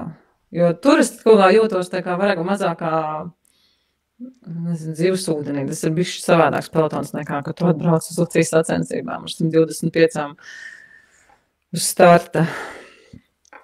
Visām spēcīgām. Jā, tam arī tu viss pazīsti, un ir arī vēl amatieru braucējs kā Kris Pūcīt, kur pagājušajā gadā gandrīz uzvarēja individuālajā braucienā, un arī grupas braucienā bija diezgan spēcīgi, bet pārāk daudz strādāja vējā. Jā, ļoti interesanti. Es neesmu tā pētījusi, vai ir tā trasa laikam vēl nemaz nav tā īsti zinām, manuprāt. Jā, es domāju, nav izziņota, bet man liekas, Tomas Marks visu laiku teica, ka būs laba trasa. Nu, jācer, ka būs ļoti laba trasa, jā. Cerams. Cerams. Jā, tomēr būtu skarbi palikt sestajā, jā, tikai otro reizi, sesto reizi otrī vietā, jā. Es jau zinu, ko tu man rakstīs novēlē. Jā. Pirms starta, jā. Nē, bet man, kā būs. Es tā baigi. Zinot to, cik man veiksmīgas ir bijuši tās sacensības 5 reizes jau. Jā, kad būs tuvākie starti Spānijā? Tagad es atcēlu visu, kas man bija saplānots, un bija saplānoti Grand Fondo, bet es tikko atcēlu visu. Mēs atbrauc Vēvers, un laikam man būs man sacensību nometni, jau būs līdz 2 nedēļas ar viņu. Un tad mēs līdz ar to izcītrējām tās sacensības. Bija paredzēts šitās, bet es paskatīšos, kur es varu atrast vēl tās elites sieviešu sacensības, un tad jau es uzrakstīšu, paziņošu, kad es kur braukšu, jā. Jā, tās man vajag pirmās izskatni neplānot. Un kādi šī sezonas mērķi, varbūt Eiropas čempionātā, pasaules čempionātā, ja pārceļ uz Eiropu? Zinu, godīgi sakot, es tā neesmu. Es nesaukšu kaut kādus tur top, kur es gribu būt, jo jāskatās vispār kādā formā es būšu, kā man iesteniņa process, bet es gribu startēt, jā, bet es pat neesmu, ja tā godīgi tagad neesmu domājis par kaut kādām, tur nezinu, ambīcijām, es tur gribu iebraukt tik un tik. Jo man liekas, ka arī Eiropā ir diezgan pasmaga trase, beigās ir kalns, arī TT. Ok, izklausās interesanti. Un tur bija tāds, diezgan tāds neforšs kalns, man liekas tāds. Tas gadījumā nebija tas pats Tour de France kalns, kurā bija pirms 2 gadiem Tour de France, jo Jonas iznīcināja Pogačaru. Es nezinu. Jo, man liekas, tā ir tāpat apkārtne. Nu, tad varētu būt, jā. Nu, katrā ziņā nav tā, ka būs baigi flat. Tā, jā. Labi, laikam visu izrunāju, 1:40, jā, par arī dāmu velosportu, jā, tomēr pirmais viesis un cerams arī ne pēdējais no dāmām, jā. Redzēs, vai kādā no Latvijas dāmām arī izaugs līdz pasaules tūras līmenim. Es ceru, ka izaugs, bet sazinu, kurā brīdī. Es arī ļoti. Ja tomēr arī Toms Kuņam ir 2 meitas, varbūt kāda no viņām. Jā, pareizi. Jā, to mēs visas cerības uz tevi tagad. Visas cerības uz tevi. Uz tavām meitām pareizi. Jā, varbūt vēl kādas vēl 5 var, tad tos varbūt visi izlasa arī. Nu jā, tad būs izlasa arī. Pagaida, Kristam arī taču ir. Jā, tur jau. Okay. Kas viņam, jā. Varu ļoti labi izlasīt salsīt. Jā, tā kā cerams, ka būs. Cerams, ka būs.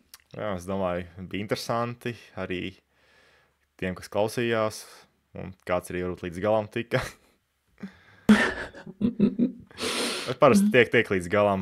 Mūsu epizodē bija cik kāds 1500 skatījumu, un arī līdz galam tika trešdaļa. Man liekas, pat vairāk iespējams, jā. Tā kā cilvēki arī gatavi 2,5 stundas klausīties. Tu neko negriez ārā, tu atstāji kā ir. Okay. Nekas traks arī netiek pateikts parasti. Kādēļ ir vērts griezt ārā. Nu, jā. Es domāju, varbūt saīsnāt iztīrīt vēl un līdzīgi, jā. Nē, nav jāgas. Nu, jā. Jā. Nu, jā, tā kā. Paldies, ka veltīji savu laiku. Un paldies, ka uzaicināji. Ja nu vēl veiksmi uzvarēt Latvijas čempionātā beidzot. Jā. Es ceru, ka esam tu to stāku, manuprāt. Kāpēc, lai es teiktu? Ir tik sāpīgi redzēt vienkārši tās otrās vietas. Jā, man tāds zin kā, jā.